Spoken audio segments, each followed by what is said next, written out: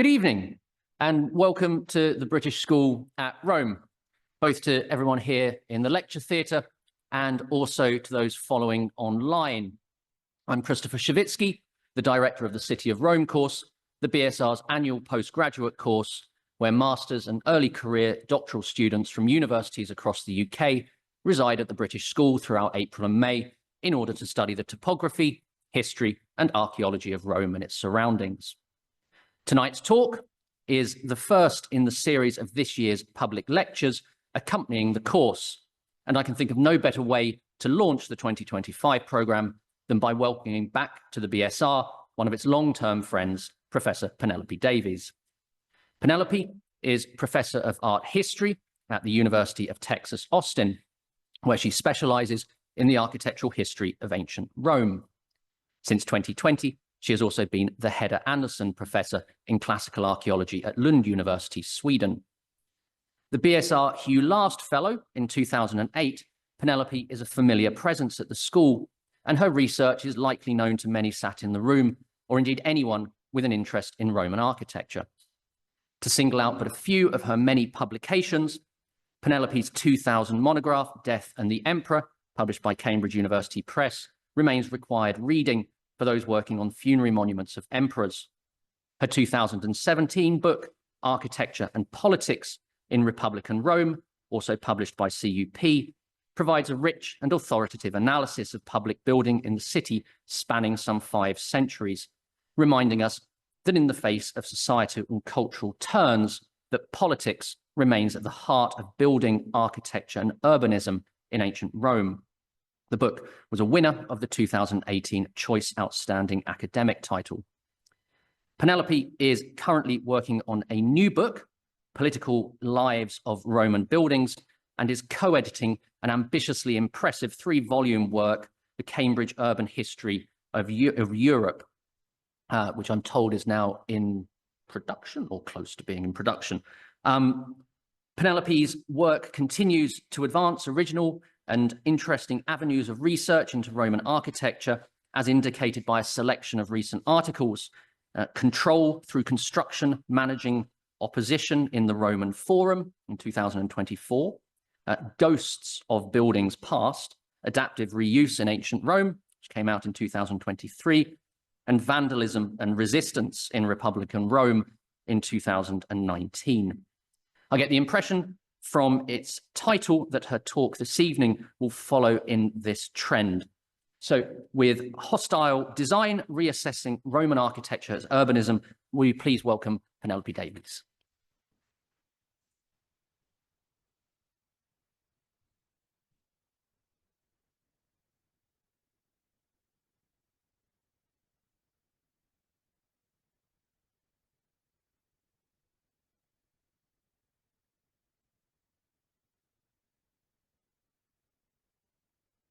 Thank you so much, Chris. It is such a genuine pleasure to be back at the BSR. It always seems, whenever I come back, it seems I haven't been here for, that I've been away for far too long. And this time it feels that way as well. Thank you. It's really lovely to be welcomed back. I'm not sure how I feel about giving the first talk in the City of Rome series, because as I was saying to Chris earlier, my job this evening is to take a form of architecture, Roman architecture, which you've all come here to love, and to tell you that actually you should hate it. So in some ways, I hope I'm successful. In other ways, I hope I'm not. But we'll see what you think.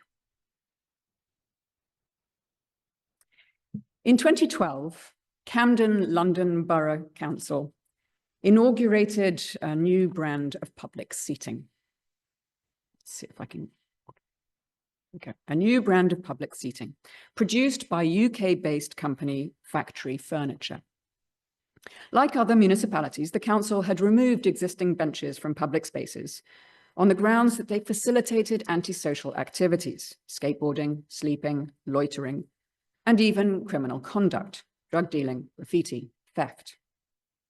Made of concrete with a pitched upper surface, the Camden bench was designed to make sleeping difficult, like Factory Furniture's serpentine bench of the 1990s, and countless other benches in other public places.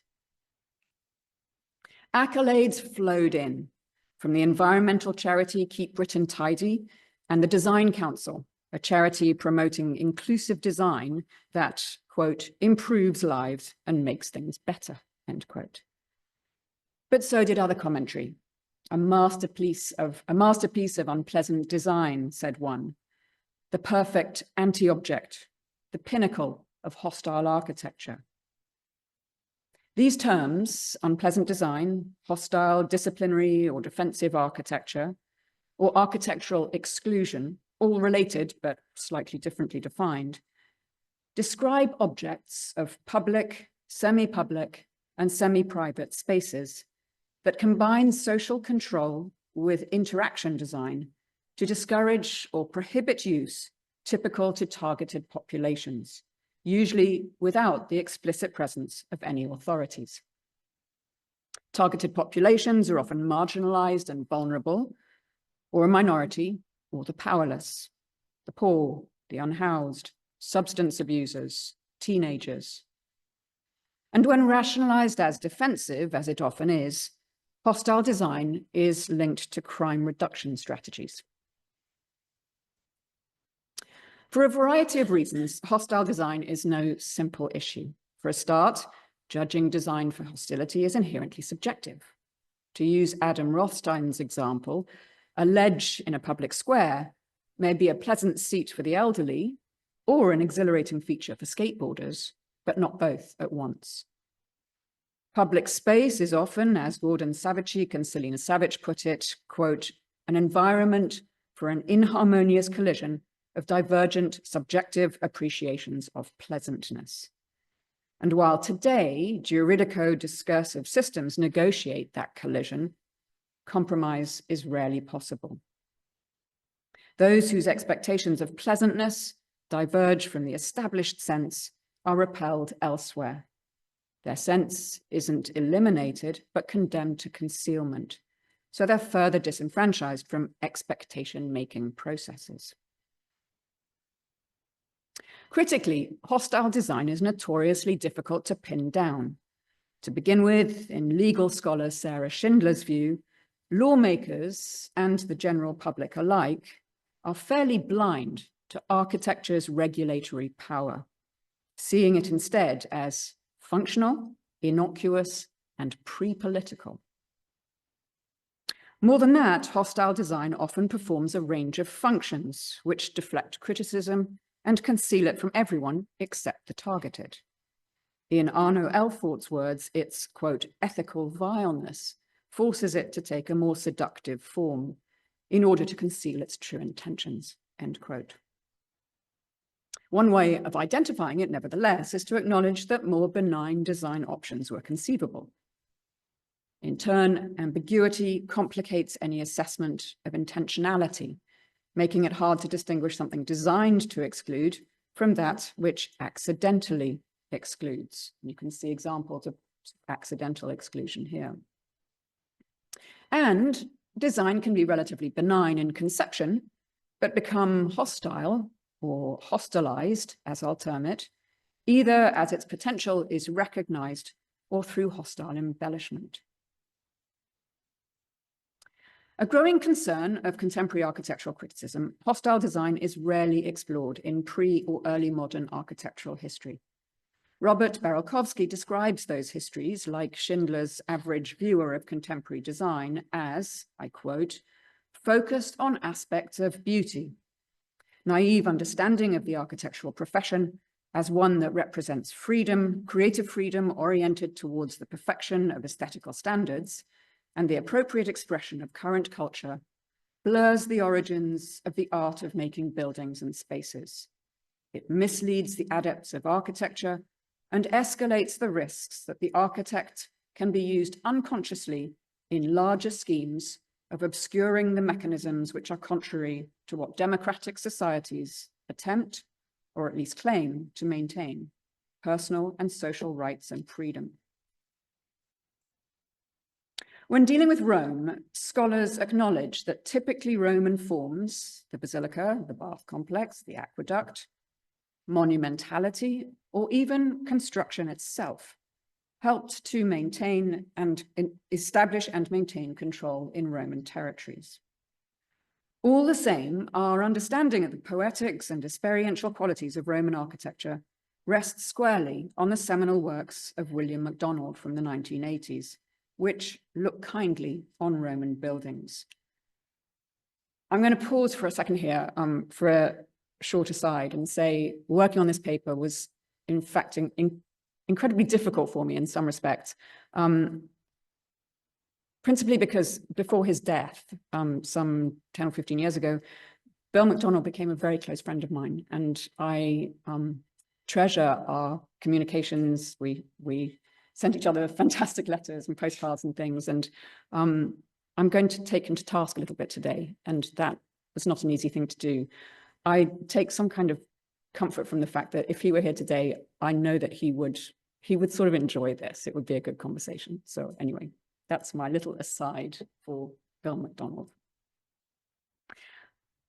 For him, urban armatures, elements of a city that weren't part of its original plan but defined its spaces over time, are, I quote, sophisticated responses to the universal urban need for an architecture of connection and passage, for unimpeded movement and casual assembly, appropriately channeled, and tellingly marked out, and for ready access to public places effectively identified.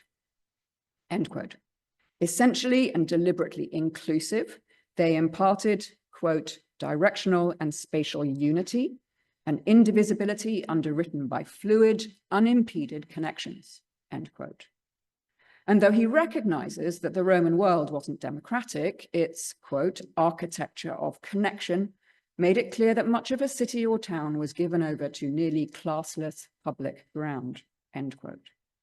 Plaza building, for its part, was inspired by, quote, prosperity, pride, and the need for appropriate informal concourses. For MacDonald and Son, Roman architecture was both inclusive and benign, a view that continues to underpin much of our writing on Roman architecture and urbanism. Starting from the premise that one way or another, every design process is ideological, and that by their very nature, imposing spaces and monuments are simultaneously enticing to some and hostile to others. My paper explores degrees and types of less perceptible hostilities embodied in Roman state architecture. I focus on the Roman Forum from the late 2nd century BCE, when political demonstrations turned violent, into the start of the empire, and on the imperial Fora. After a brief assessment of Rome's vulnerability to sedition, I lean on 4 mechanisms of hostile design proposed by Robert Rosenberger in 2023, with the aim of decoding and revealing power structures beyond pure surveillance, and eventually rethinking traditional views on Roman urbanism. By the late Republic, Rome's rigidly stratified society was also deeply divided. Among its political elite, many distrusted the urban plebs. The plebs, in turn, nurtured grievances over food shortages, tax and debt crises, social injustice, and misbehavior on the part of the authorities. In the decades after the suppression of the Gracchi, 133 to 122, and into the start of the empire, it wasn't uncommon for political demonstrations to turn to violence or threats of violence, which at times even touched the powerful personally. Arson or promises of arson were constant. For Eric Hobsbawm, the effectiveness of a riot or insurrection depends on 3 aspects of urban structure: how easily the poor can be mobilized, how vulnerable the centers of authority are to them, and how easily they may be suppressed. Suppose then, he continues, we construct the ideal city for riot and insurrection. What would it be like? It ought to be densely populated and not too large in area. Essentially, it should still be possible to traverse it on foot. Its poor ought to be relatively homogeneous, socially or racially, though of course we must remember that in pre-industrial cities, what at first sight looks like a very heterogeneous population may have a considerable unity. It ought to be centripetal, that is to say, its various parts ought to be naturally oriented towards the central institutions of the city. The more centralized, the better.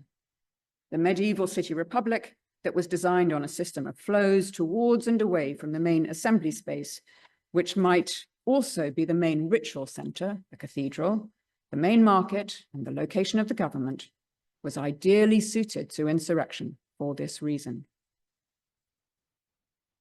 Rome answered each of these metrics.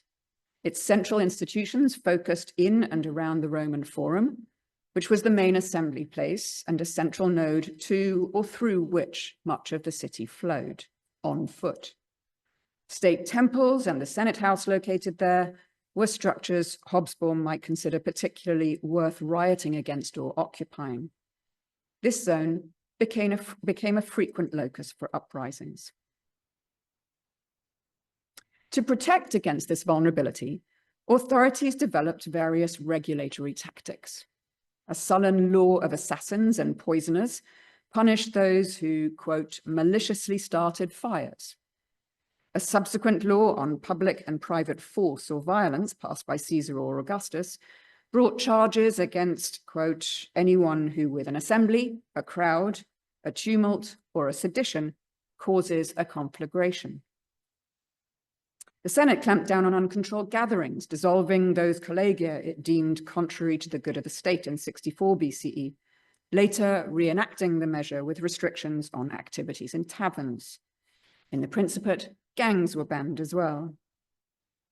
With Augustus came police. Conservatively speaking, by 6 CE, his military and paramilitary forces, among them urban cohorts functioning mainly as riot troops, and the quasi-military firefighting vigiles, numbered nearly 10,000, an astonishing 1 to only 100 inhabitants.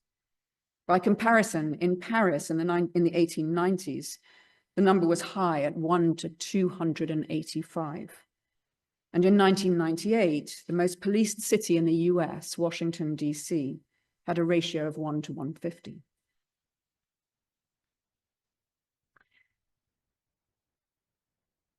Got behind myself, there we go.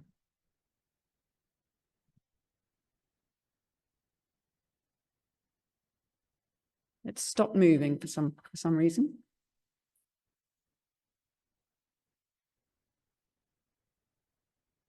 Someone there. There we go. Thank you. As in Paris in the 19th century, architecture entered their strategies. State buildings were safeguarded. With the availability of better stones and advances in concrete technology, there were initiatives to improve their resilience to fire. Though, since neither stone nor concrete could span great expanses, all the Forum's principal buildings were still timber trusts, so it remained something of a tinderbox. Architecture was used to control. In entertainment buildings, seating regulations articulated and enforced social stratification, and fences controlled access to space, with crowds using barricades to the same effect. Materials could be weaponized.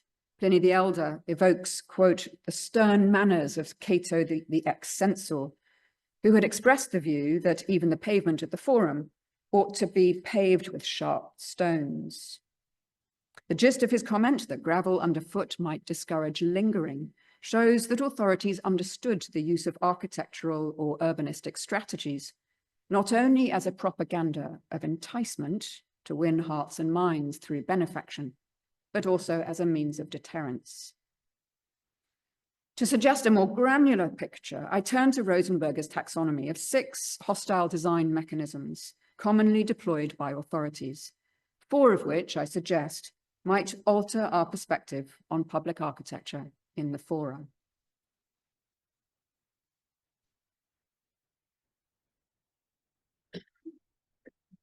Physical imposition, or what Elfort terms anti-site installation, is the most common mechanism. Design that interrupts or impedes particular bodily engagements with an object of public space. Armrests on benches to prevent sleeping. Planters or bollards to stop merchants erecting stalls on sidewalks. Even gated communities. Often they're in unused, empty places or places appropriated by the unhoused. Some, in front of banks or government buildings, for instance, are explicit and openly aggressive. Their purpose is to occupy space, preventing access or reappropriation. Standard features of Roman urban design fit this descriptor. For one, freestanding arches. Found throughout the empire, they filled the capital with profusion. 6 perhaps in the Forum by the mid-1st century CE, 53 throughout the city by late antiquity. As MacDonald describes them, these essential components of the Roman urban ideal were aids in navigation, breaking up long stretches by marking division. Mechanisms of transit and transition, public dwellings in a sense, they invited passage and suggested space beyond, open to all. They framed or led to public spaces, accessible to all. In fact, arches can create blind spots, concealing knowledge of what lies beyond. MacDonald does acknowledge ambiguity. Arches weren't distributed entirely at random. While fusing localities, they also suggested division, and their axes organized space and traffic like funnels or valves, adjustable for flow and pressure. They could force, his word, chaotic traffic into systematic patterns. This last point is crucial. Arches constrict movement. Pompey understood this when he tried to pass through the Porta Triumphalis on a chariot drawn by elephants. So too, probably, did Augustus. His arches at the Forum's eastern corners monumentalized approach and controlled the place to help curb sedition. Triple-bayed, the Parthian arch was especially effective.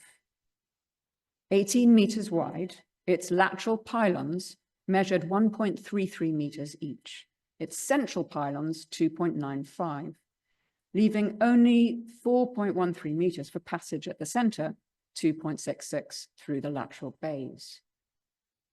The Arch of Septimius Severus even had passages between the lateral and central bays that could serve as observation stations. And water, one of the greatest benefactions Romans knew, vital for drinking, cooking, industry, and hygiene, it could, nevertheless, if carefully placed, deny access. The point of the Euripus in Caesar's Circus Maximus was to keep animals from trampling nearby audiences.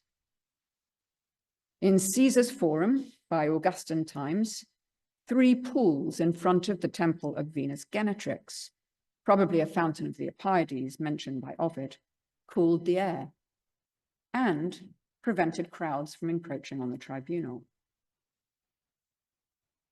Or public gardens, another benefaction introduced by Pompey in about 61 to 55 BCE as oases of calm in the noise and tangle of urban life.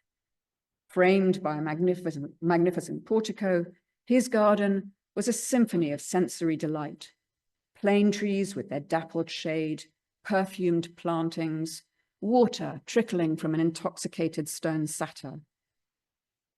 Yet gardens, too, can have a dark side.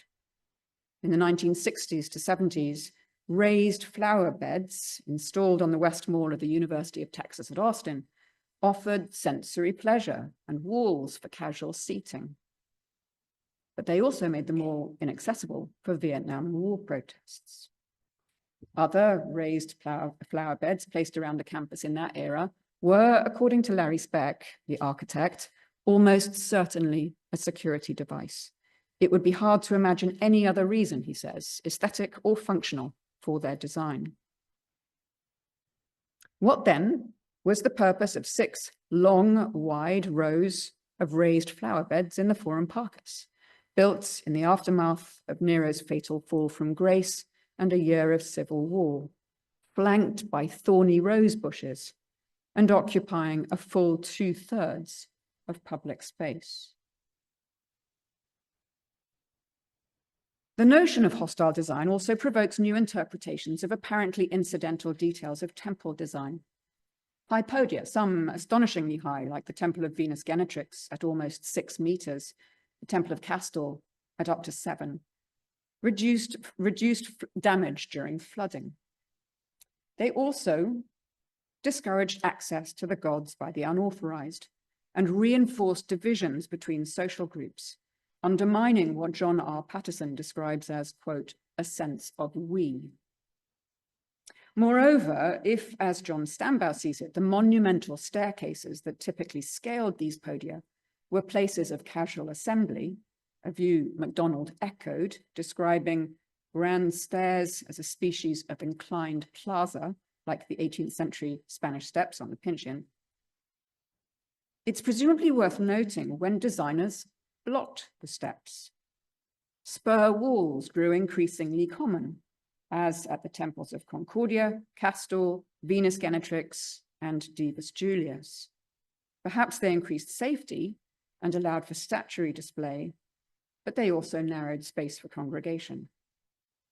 So too did altars set into the staircases, as at the Temple of Mars Altor in the Forum Augustum, and the Temple of Antoninus Pius on the edge of the Forum, where, to be sure, they offered visibility and publicity of sacrifice. More remarkable still is the insertion of columns into the stairways, as in the late 2nd century phase of the Temple of Castor, probably at the Temple of Divus Julius, and the Temple of deified Vespasian and Titus in the Forum. These barricades of columns discouraged casual seating and messaged exclusion to the general public, a message strengthened, in turn, by a progressive narrowing of facade intercolumniations. So, for instance, in phase 1, the Temple of Castor had a tetrastyle area-style design with widely spaced columns per Vitruvius. By phase 1A, it was hexastyle. By phase 2, octastyle, with a near pycnostyle design, like the nearby Temple of Concordia and the later Temple of Venus Genetrix. Vitruvius faulted the pycnostyle scheme precisely for a difficulty of moving between columns that forced visitors into a single file. To his mechanisms, Rosenberger adds 2 variables. One, visibility. Conspicuousness signals the target group isn't welcome. Inconspicuousness prevents the non-targeted from noticing and hides the design's hostility and the larger issues to which it relates. The other, domain of effect. Domain of effect can be limited to the object itself, armrests on benches, or extend into surrounding space. This variable offers a new perspective on construction in established spaces. Relocated from the Comitium to the west end of the Forum in 45 BCE, for instance, Caesar's, one ahead of myself here, I think. No, that's right. Caesar's rostra, an imposition, marginalized the temples of Saturn and Concordia and their grand staircases, just as the Temple of Divus Julius protruded into the assembly space in front of the Temple of Castor's tribunal to neutralize the consul's oratorical power in the turmoil following Caesar's assassination. And you can see there is the Temple of Divus Julius, and you can see how this podium is just sort of, it's just neutralized. You can't really use the space in front of it the way it was intended.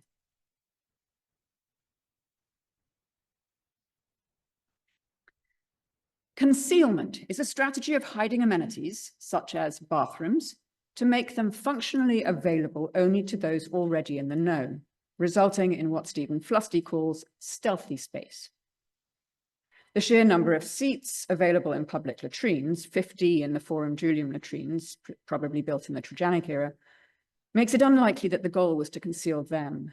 But this category might include public pathways, hidden or minimized to obfuscate access to significant locations. In 78 BCE, for instance, the open-air passage between the Forum and the Area Capitolina, another site of civic unrest, was replaced by a narrow staircase set into a dark concrete substructure, its entrance barely visible in the massive tuffo wall. Access to individual buildings could be hidden too. The mid-2nd century BCE restoration of the Temple of Castor against a backdrop of tribunician activism, replaced frontal stairs with narrow lateral steps set perpendicular to a tribunal, with a secondary, less accessible staircase leading to the cellar. Lateral steps at the Temple of Venus Genetrix set parallel to the flanks of the podium, with the lowest step to the rear, were even less visible.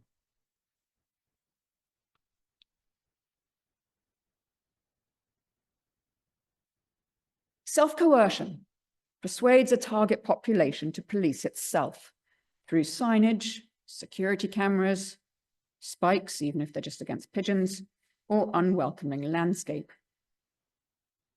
The resulting space can't be comfortably occupied. Flusty describes it as prickly.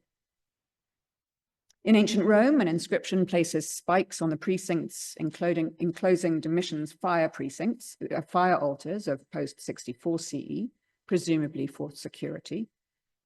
Returning to the forum, we might focus on the ship's prows mounted on the south wall of the speaker's platform.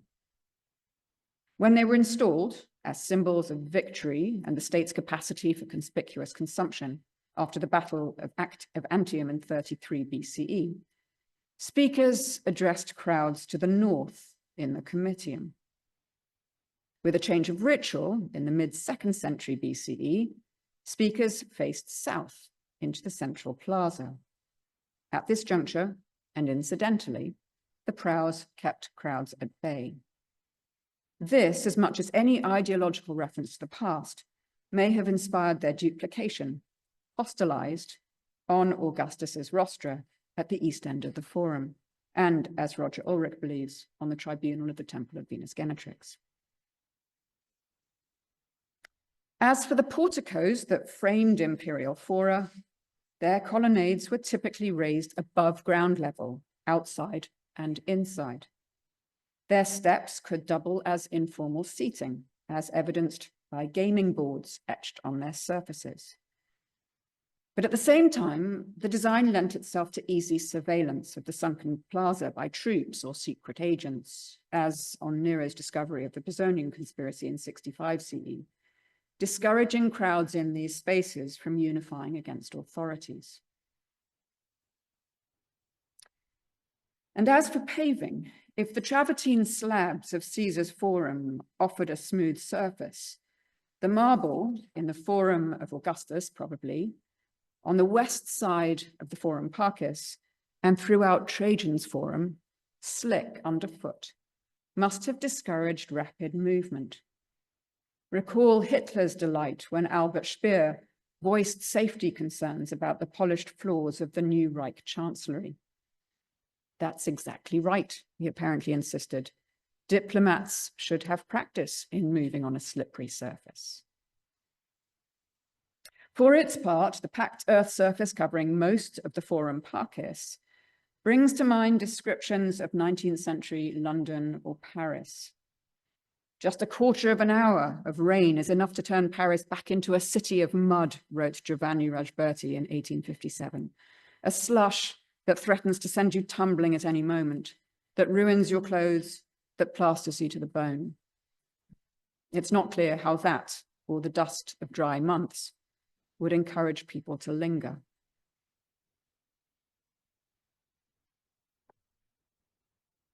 Absence means removing amenities, benches, sidewalks, choosing not to install them, or allowing them to remain absent or minimally operational due to disrepair. These Rosenberger terms ghost amenities. It prompts revisiting the porticos in the Forum Transitorium. Their columns are dorsed so as not to be functional porticos at all, preventing use for intrigue. Or, circling back to temples designed without monumental staircases, as with the Templum Parcis. In a more extreme case, the temple of deified Trajan in Trajan's Forum appears to have had no stairs, and the imposition of the Basilica Ulpia removed it from the circulatory path typical of a forum. Flusty might have described the temple's placement as slippery space, which cannot easily be found, is camouflaged or obscured. As for drinking water, a welcome resource during forum proceedings, a monumental fountain known as the Lacus Servilius to the west of the Basilica Sempronia was so frequented in Republican times that Sulla chose it, along with the rostra, as a stage for the severed heads of his proscripted adversaries. Agrippa embellished it with the famous sculpture of a hydra, perhaps while restoring the Aquatepula in 33 BCE. With Augustus, the fountain vanished under an expanded Basilica Julia. By the same time, a restoration of the Lacus Curtius in the central forum seems to have left it dry too. Those in the know must have left the forum for water at the also diminished Lacus Uterni, set back to the east of the Temple of Castor. More aggressively, perhaps, absence could be affected by the very process of construction. Anthropologist Setha Lowe notes how in the 1970s, local government in San Jose, Costa Rica, used a renovation project in the Plaza de la Cultura as a means of curtailing or relocating activities that it judged illegal or unsavory. I've argued elsewhere that in the last century of the Republic and in the Augustan age, authorities may have deliberately weaponized this disruptive process of construction and reconstruction in the Roman Forum and its environs to inconvenience and even deny access to political opponents or the urban plebs. And I'll show you a couple of images here that may help. They're going to load probably a little bit slowly, or a lot slowly. There we go. These calculations are based on Favreau's calculations for how much space around any monument you need for the cranes, for the ropes that would go to the cranes. And so I put up here the smaller ellipses, those that you see in, for instance, here are roughly 40 diameters, 40 meter diameter, and larger ellipses around 60 meter diameter. By the time of Augustus, in fact, let's see how slowly that one loads. By the time of Augustus, widespread, incessant construction in the area made the city's greatest political stage, at best minimally functional, if not entirely inaccessible.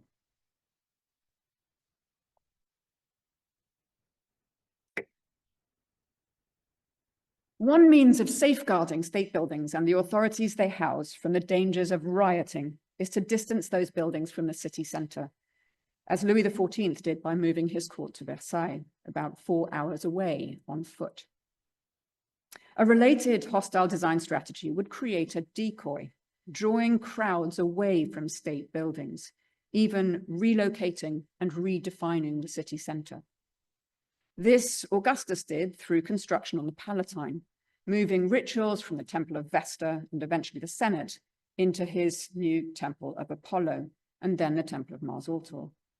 And with the help of Agrippa, by transforming the Campus Martius into a popular space of leisure and entertainment, with Rome's first public baths and an associated park and lake. Such was his success, in fact, that for the Augustan geographer Strabo, the Forum merited only passing mention as an appendix to a description of the city. The domain of effect of Campus Martius construction extended to the Roman Forum by emptying it.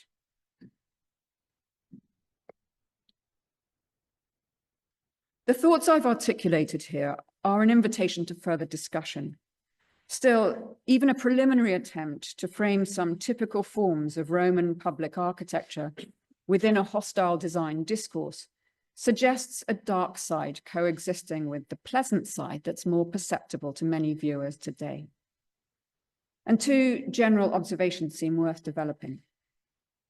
First, while hostile design tactics appear evident by at least the 2nd century BCE, they're particularly discernible during regime change from republic to empire. Under Octavian or Augustus, the Forum was markedly hostilized. Archers controlled access. The newest temple to Divus Julius signaled impenetrability with concealed steps and pycnostyle design. And the new rostra kept crowds away from the tribunal. The age-old temple of Castor was neutralized as a consular stage. The provision of water was limited. Constant building reduced access, and religious construction on the Palatine, along with entertainment facilities on the campus marshes, leached activities away. In this much, hostile design buttressed hostile social policies, such as Augustus's dictate that barred those from the forum who weren't wearing or couldn't afford togas. Emptied of urgent action, the forum was gradually neutralized, as Nicholas Purcell puts it, by banality. Little of great significance took place in this former stage of prestigious activities, beyond routine, mundane administration by a disempowered political elite. And second, hostile tactics were endemic to the imperial fora. Temples with hidden or obstructed stairs or no stairs at all, water features and plantings to keep crowds at bay or reduce space for gatherings, raised porticos for surveillance, and possibly slippery surfaces. These places were the very epitome of control, with minimal need for the authorities' physical presence. A longer version of this paper might move beyond the fora to consider other quintessentially Roman forms, such as amphitheaters and theaters, where crowds could communicate directly with the head of their authoritarian state, and their power in anonymity heightened difficulties of maintaining social order. Their designs are rightly lauded for facilitating circulation, with, MacDonald again, ample internal systems of ramps, stairs, and encircling corridors and walkways that ensured efficient traffic control. These very circulatory systems also ensured the emperor's isolation from members of the audience and their segregation from one another by social rank. Or as a coda to Rosenberger's impositions, spurred by his inclusion of gated communities and privatization of public space, further investigation might assess the implications of imperial restorations of republican monuments, I've got behind myself again, such as the Ovile, Septa Iulia, or the Temple of Concordia, Concordia Augusta. As Andrea Angius puts it, renovation was a means of reconstituting spaces and monuments associated with public political life to adapt them to new mechanisms of power. These renovations were signs of urban maintenance, to be sure, but perhaps they also implied something akin to privatization. Since the ability to see and be seen in the city remains a prerequisite for the empowerment of underrepresented groups, investigating this less pleasant side of Roman architecture exposes the subtle but startling degree to which architecture not only sustained but exacerbated social inequities and structural disempowerment of non-elite people, which society and/or the state either failed or was reluctant to solve through policy. Indeed, if Cicero stresses the importance of place for memory and identity, then controlling the access of certain people to public places even manipulated their sense of civic memory and identity in favor of the dominant power. More than that, architecture's enduring quality and the difficulty and expense involved in changing spaces makes its regulatory impact a legacy issue. The legacies of the past continue to regulate in new presents, their pedigree concealed. And so on that note, it's fair to say there's more at stake than just the history of Roman architecture. For as Tobias Amhorst, Daniel Docker, Georgine Theodore, and Riley Gold put it, we study history not only to avoid repeating the mistakes of the past, but also, quote, to denaturalize and expose the constructedness of the present. And through the ages and today, authorities have evoked and continue to evoke these multivalent Roman forms in constructing public monuments in public places. In doing so, they perpetuate not only their monumentality and magnificence, but also their disguised ability to exclude, diminish, and disempower. Thank you all for staying with me.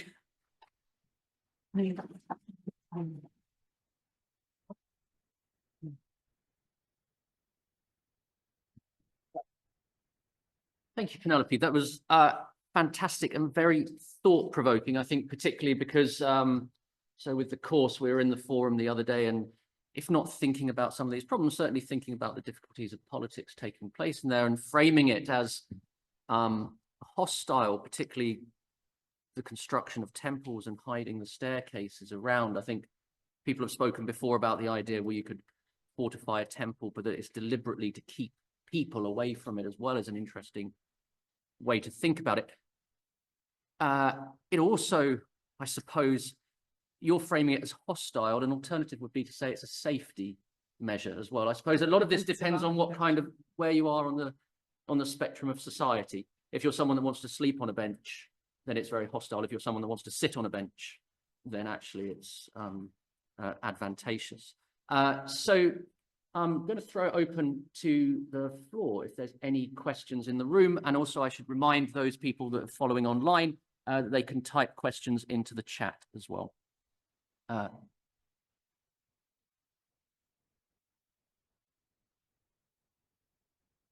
Yes. I was just, sorry, if you just wait for the microphone, and that way people online can hear as well. Hello. This is just for my own curiosity, but did you say there were 7 elements of hostile design? 6. 6. What was the last one? So there were 2 I didn't mention because Okay. number 5, decoy, was my addendum. Okay. So the other 2 are specifically to do with things that require electricity. So one of them was amplified noise or irritating noise. For instance, noise that is particularly calibrated to young people who can hear it better than old people, that would just be very upsetting to their ears.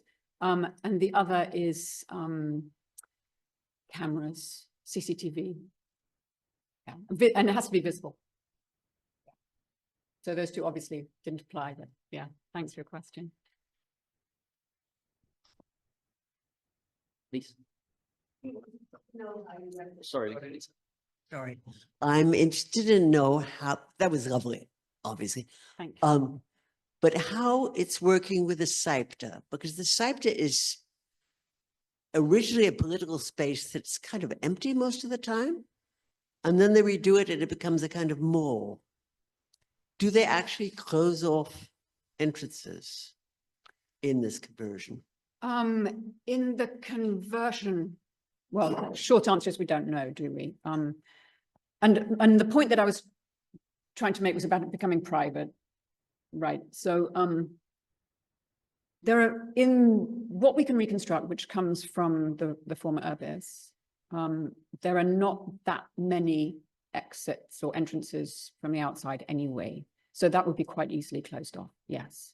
By the time it's a shopping mall, you probably don't need to close it quite as much. But I'm not really arguing for a hostile design there so much as the process of privatization. Thank you. First, Abby and that was great. I really enjoyed that. Thank you. This is a question from complete ignorance, but I couldn't help feeling, especially looking at the kind of reconstructions, that it feels like lots of this architecture is hostile to any human occupation, not just the sort of undesirable. And obviously in the forum, that's a bit different. But I wonder if there are spaces where, in fact, the architecture is not intended. I mean, habitation is the kind of last on the list of or use of desirables. It's just a comment because the spaces are so barren and so hard, and they must have been so hot and so slippy, and there's nothing about them that's welcoming. So I just wondered. So that's kind of thinking about all human users rather than just undesirable groups.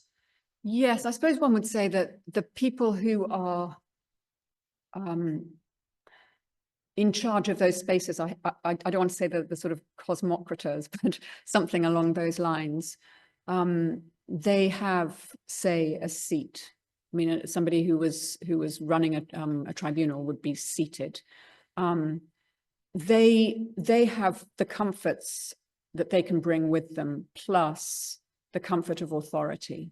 And what they're trying specifically to undermine is the instinct to gather spontaneously. And so in that respect, you want to make the spaces unwelcome, even if it is not the most super welcoming space for yourself, because for all the reasons that you've named, particularly hardness. Yeah. While the microphone gets passed back, we'll take a question from those listening online. Leah Mitchell, City of Roma last year, asks, do you think that in the imperial era, these architectural choices drove people to meet inside rather than outside, and so to do conspiracy rather than protest? That's a great question, and I don't know the answer to it, but there's every possibility that yes. Yeah. Because so you're saying that the forum, I suppose, following up on this, the forum becomes hostile and people can't go there in the numbers. So where do they go? Because the frustrations presumably still exist.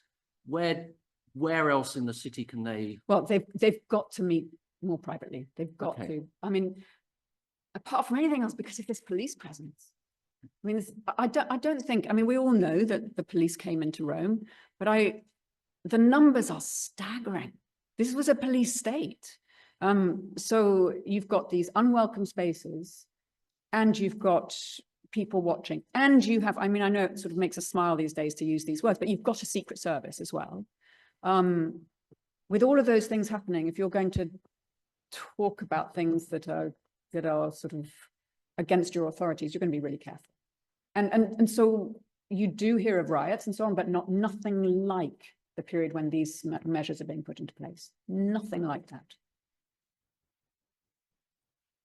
Do you think there's any tension between formal prescribed ways that these spaces are used versus the more informal things? So I'm thinking with, say, an arch, is there a difference between a memory of how, an emperor would move through during a triumph versus how it gets used every day? And how obviously like the literary sources are just describing these spaces. Is there any tension, oh, I remember how easily this grand procession moved through, but now it's disrupting for me.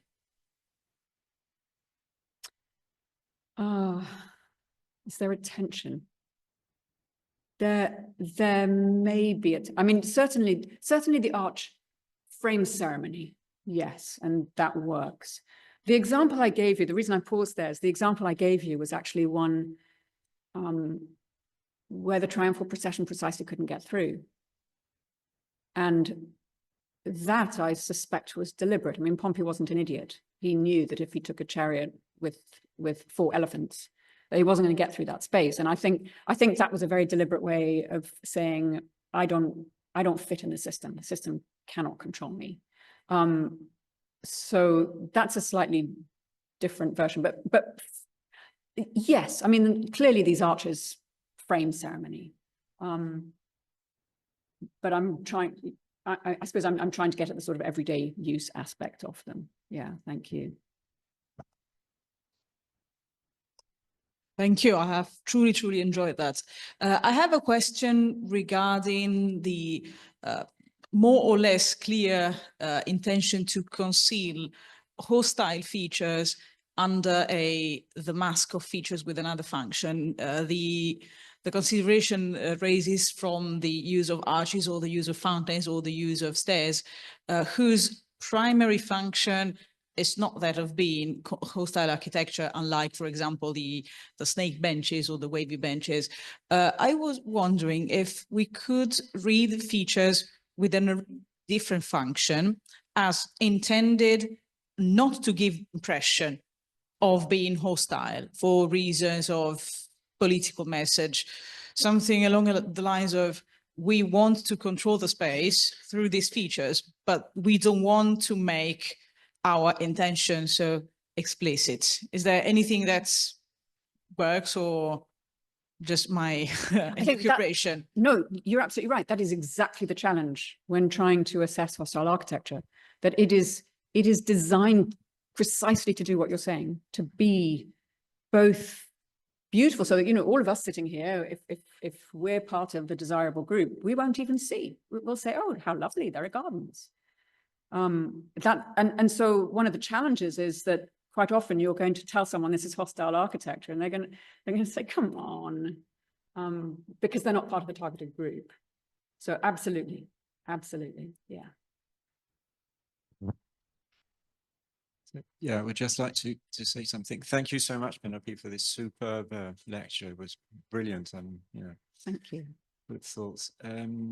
About the way those spaces were used, we've got the Roman legislation and the commas of the Roman legislation. So digests from the 3rd century onwards, 3rd century CE, and especially in the 4th and the 5th, all those texts about the misuse of public space.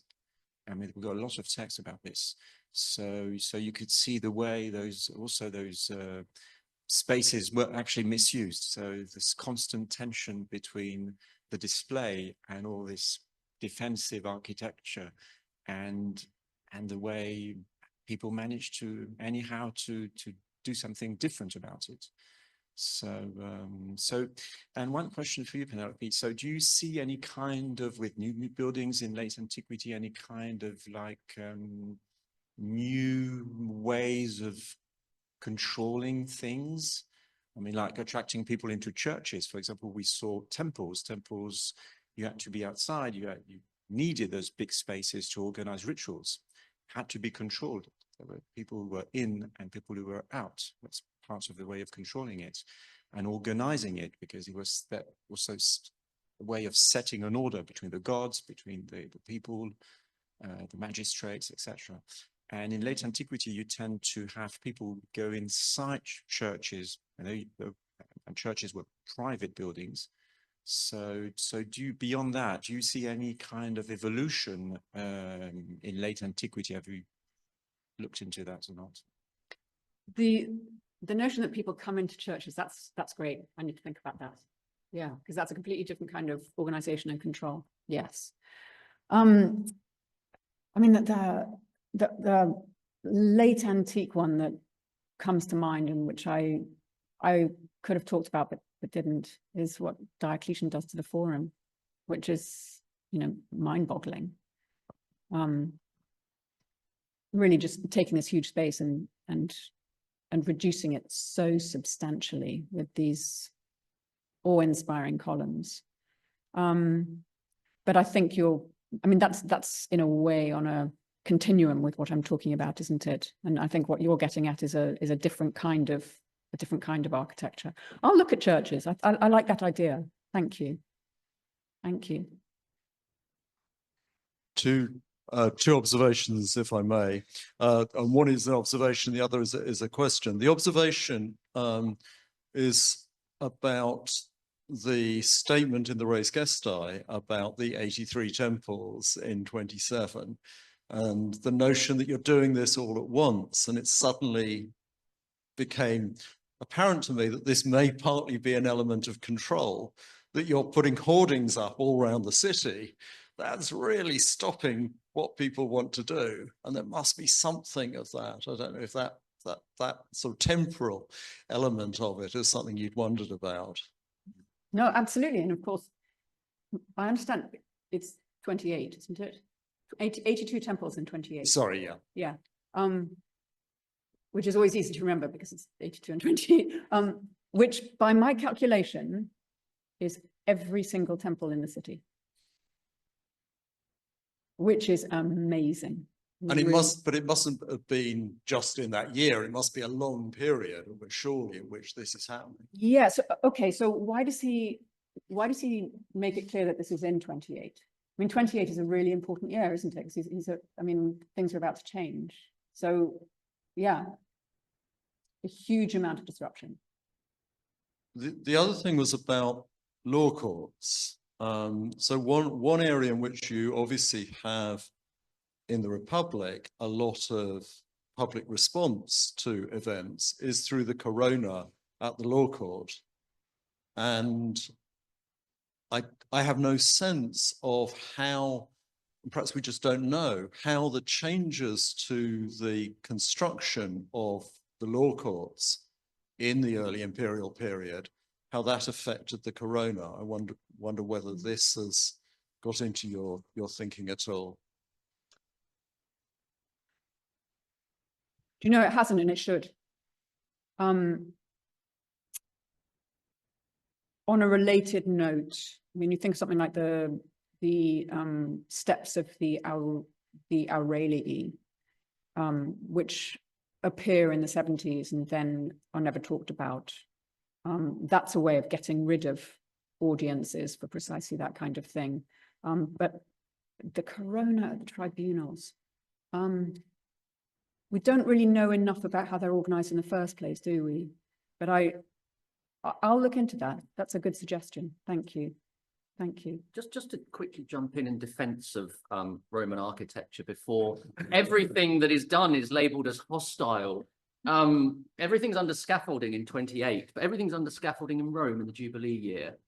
And that's because they've got to spend a lot of money before 2026 and the Jubilee. It's a pain, but is it hostile? I don't know. It depends where you're trying to get.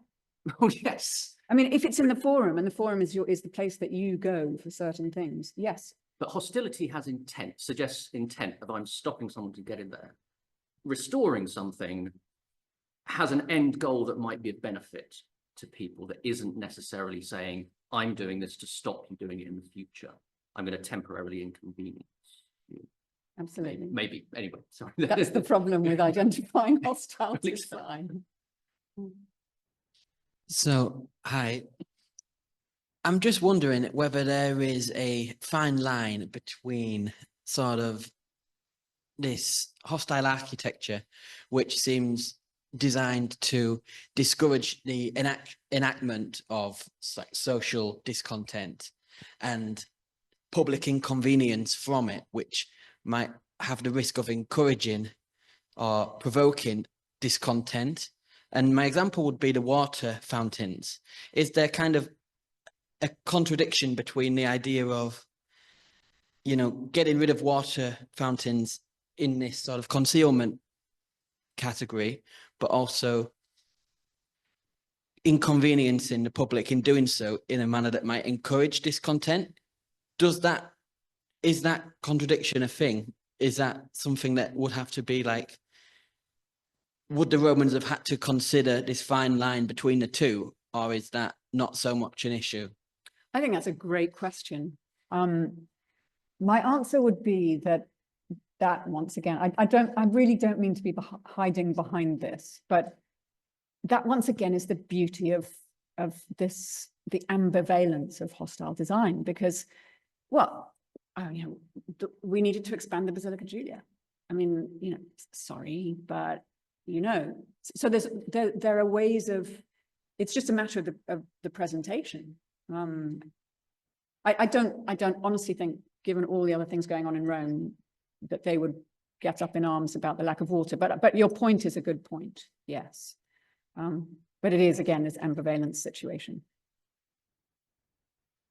Oh, thank you very much. Question from ignorance.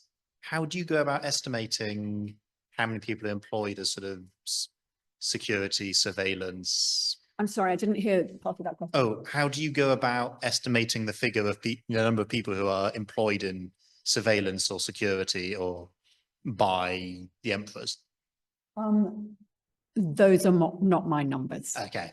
I wish they were, because they're fantastic, but they're not my numbers. But they're done, gosh, through, they must be through literary sources. I can't actually tell you exactly how they come up with them, but what's that? Yeah, that's what I said, through literary sources. Yeah.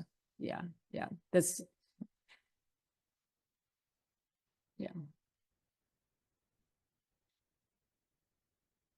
And since we've talked about the hostile aspect of public leisure gardens, and I started to wonder what shall we make of the bathhouses? Because in one aspect, the bathhouses seems to be controlling access to water and neutralizing the space to be a place of leisure rather than a place for gathering and discontent. But at the same time, the bathhouses which appeared in the city, to my knowledge, basically the same time as the gardens and the imperial building regime has started.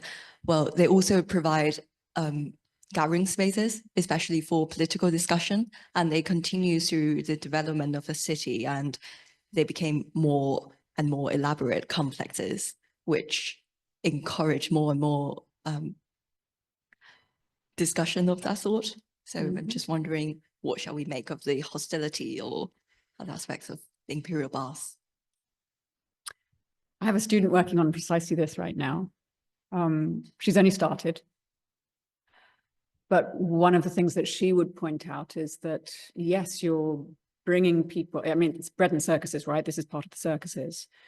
And you do it in a way that is an acknowledged form of establishing vulnerability for Romans. They have no clothes on. I mean, that is, when you think of what you do to an army that's been humiliated, you strip the army. And so this is, yes, it's a form of benefaction. There's no question about that. But it's also controlled in quite a complicated way. So I think you could go both ways with that. Another question there. We'll just beforehand, though, take a couple from the online audience. So Mario Erasmo asks, after the fire of AD 64, Nero's reconstruction included fire prevention measures, including wider streets that prompted some to complain of intense sunlight and heat that the older windy streets prevented. Could this be seen as a form of hostile architecture to prevent the public from lingering on the streets? Hello, Mario. Yes, I would say so. Tacitus more or less says as much, I think. He says that the city was more beautiful, but the streets were far too hot. So I think one could look at it that way. Yes. Yeah. Thank you. And then it's followed up by Matt Roberts. On permanent construction sites and your 2019 article, you're getting a shout out to other publications here, on vandalism and particularly graffiti, I was wondering what is our sense of building site hoardings in the ancient world and whether their blank surfaces could have been a particular target for graffiti. I'm currently working on similar questions in 18th century London. That is a great question. Does anybody out here know about hoardings? Did you for ever construction see when they were sites? constructing the Ira Pacis, Richard Meyer, the hoardings said, I can see Meyer, but I can't see Augustus in graffiti. So they're clearly useful. Yeah. I mean, there must have been something, one imagines, but I don't know the answer to that, and I love the question. I'll try and dig around a bit. Thank you so much. I wanted to go back to the earlier question about the perceptibility of hostile design. And I'm thinking a lot about the gardens and the form of peace. Do you see any trends in increasing stealthiness, right? That after a period of increased unrest and destruction in the city, that there is an effort to be increasingly subtle in the hostility, as opposed to some of these things like arches and high podia that are pretty obvious, right? Or is this something that from the sort of 2nd century BC onwards, the stealthiness is sort of woven in? That's a nice question. So you're saying something like, so obviously the gardens, Trajan's Forum, where the temple is set away and has no steps. Maybe so. Maybe so. Yeah, or it may just be that the more obvious strategies are already out there. Sure. But Thank maybe you. so. Thank you. I think we've got time for one final question. Thank you for the lovely talk. I really enjoyed. I was just a bit skeptical about you saying that architecture is hostile, because I think by saying it's hostile, I think we're sort of over analyzing. When a layman actually looks at a Roman building, we are actually admiring its beauty first, and then if we sort of start to overanalyze, we make a mistake there. Do you think so? Do you think you're manipulated by buildings? Do you think the way that a building is changes the way you move or you feel? Well, I think its beauty definitely moves me. But I'm not sure if hostility is something that I think of it as. I mean, it could be maybe like temples are to keep away the general public, but I don't think it is something that I derive from the building itself. Do you think beauty is without its form of manipulation? Without its manipulative aspect? Well, shouldn't beauty be manipulating you in a good way and a moral way rather than it manipulating you to sort of maybe. Well, what if we think about something like the recent work being done in ore studies, which shows that buildings in particular, but other things as well, that induce ore slow us down, it's one thing, and the process of inducing ore can also make us more likely to follow political directives that we would not normally follow. So even beauty is not necessarily pre-political. It's not necessarily innocuous. I just think we have to be careful not to gauge architecture simply by what we see, but that it is doing something. But thank you for your question. Thank you. Okay. Well, obviously an incredibly rich topic given by the amount of questions you've been bombarded with, and definitely deserve a glass of Prosecco. So I'd like to invite everyone here to join us upstairs at the reception. Thank you also to our online audience. But before we leave, can we please thank Penelope once again for a very, very stimulating talk.